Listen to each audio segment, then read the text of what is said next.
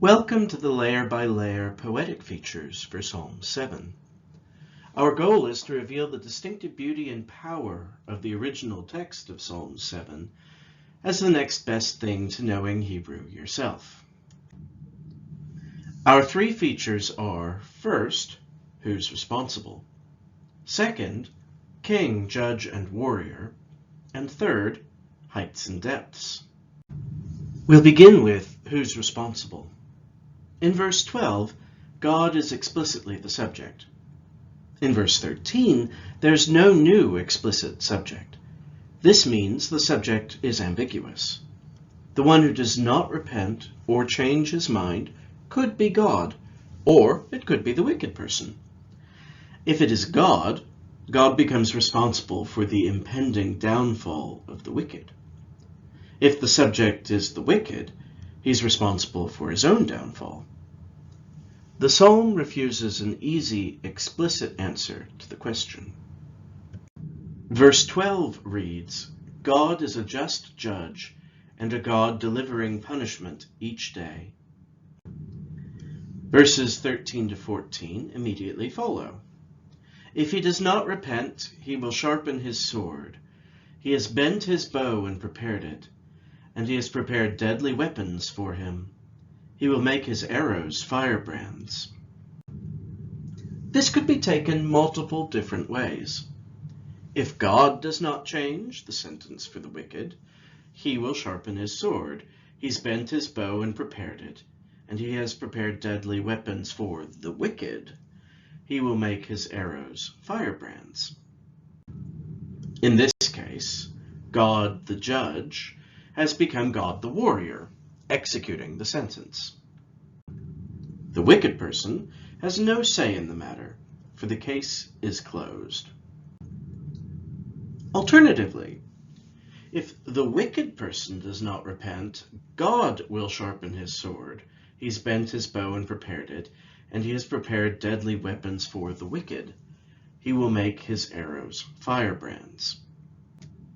In this case, it is still God the warrior executing the sentence, but only after the wicked person has confirmed his wickedness through refusing to repent. There's yet a third option. If the wicked person does not repent, he will sharpen his own sword. He has bent his bow and prepared it, and he has prepared deadly weapons for himself. He will make his arrows firebrands. In this third option, the wicked person is the warrior preparing his own weapons to be eventually used on himself. This may seem nonsensical, but it rings true with what comes next. The wicked digs a pit to trap someone else, but he ends up falling into his own pit, bringing about his own end. This may even indicate that he intends to prepare his weapons for another, without realizing that, in the end, he's preparing the deadly weapons for himself. The Hebrew grammar leaves all three options wide open, forcing the audience to make the decision for themselves. Who is preparing the weapons? After who refuses to repent? Most likely the Lord is the one preparing the weapons after the wicked person refuses to repent, but that's not the only way to read it. The psalm thus hints that, just as there are multiple grammatical ways to read the poem, so there are multiple perspectives on the downfall of the wicked. From one side, it is his refusal to repent that brings on the Lord's judgment. From another perspective, his past wickedness is enough for judgment to be executed, unless the Lord chooses to have mercy. And from yet a third perspective, the wicked prepares his own weapons, which, whether he intends it or not, end up being turned against him in the end. Who's responsible? Depending on how you look at it, it's the wicked person or the Lord. What makes either an option is the larger message. Both are responsible. It's possible that this hints at the accusation leveled against the psalmist. Possibly he was considered publicly responsible for someone's death. And here he insists that the person himself, as well as the Lord, are truly responsible.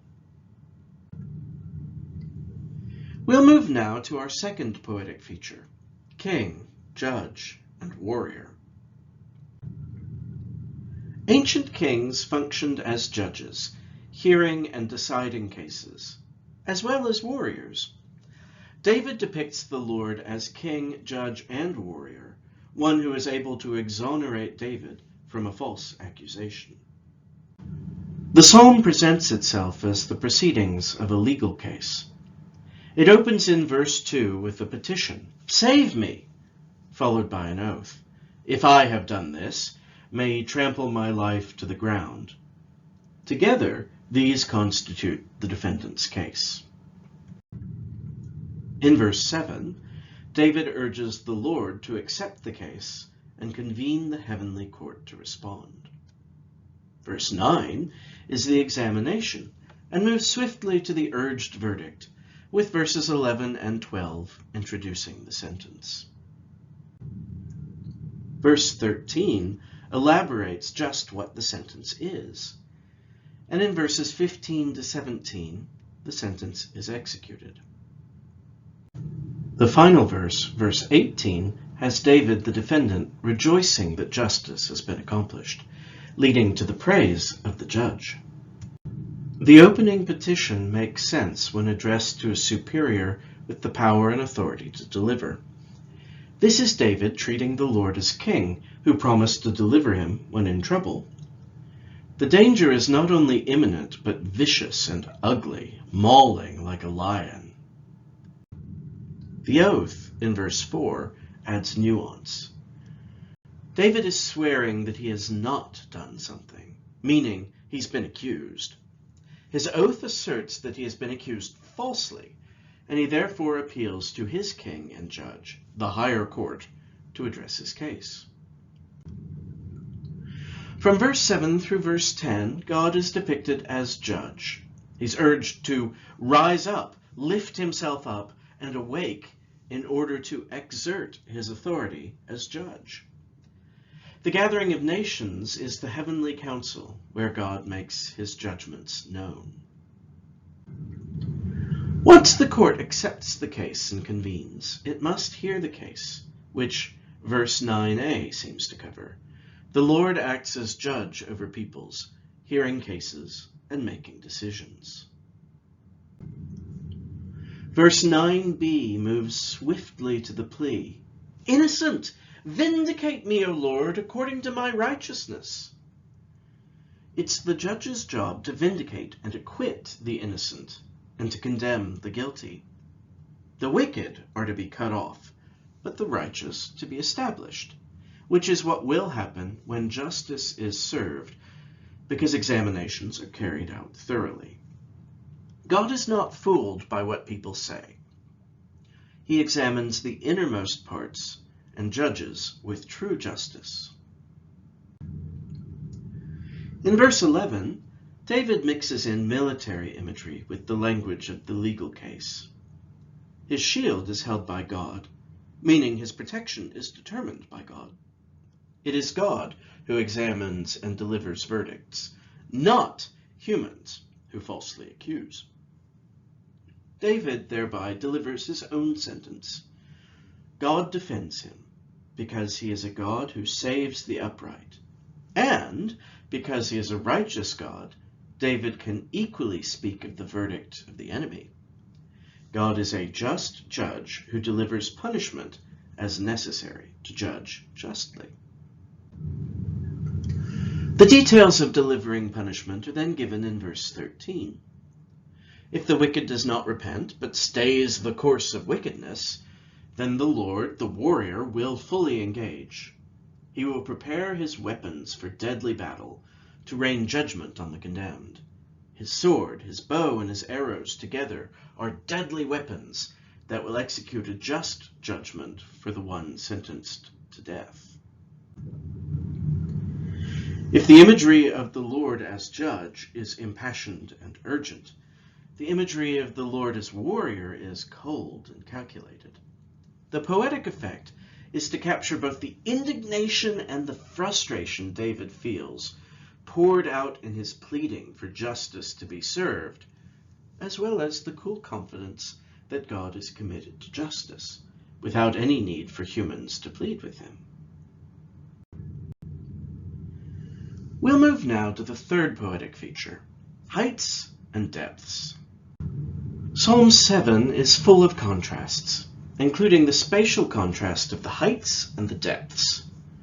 David thereby expresses the polar nature of the righteous and vindicated, on high, and the condemned and shamed, brought low to the ground.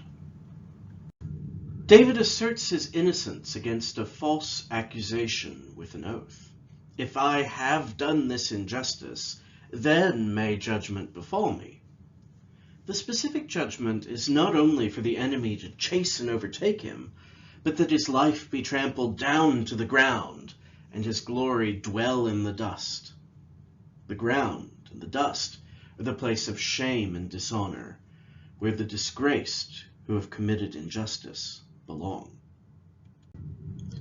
By immediate contrast, in verse 7, he calls upon the Lord to rise up, to lift himself up against the foe, and to convene the nations high above. Height here refers to the just exercise of authority, out of reach of the corruption on earth. In verses 16 to 17, the downfall of the wicked is expressed as descent even below the ground into a pit he was making. His violence then descends on his own head. Finally, in verse 18, the Lord is praised as the Most High, the one who maintains absolute justice, vindicating the righteous and condemning the wicked, who can see through false accusations, and is thus worthy of great praise. Looking just at the imagery of height and depth, we see this pattern. Down.